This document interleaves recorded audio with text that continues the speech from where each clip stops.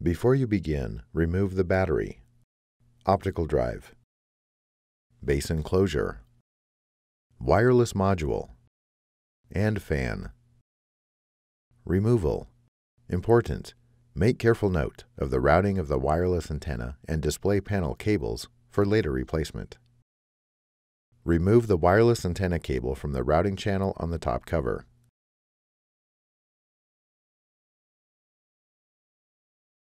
Using minimal force, lift the locking bar up on the display panel cable ZIF connector and disconnect the display panel cable from the system board.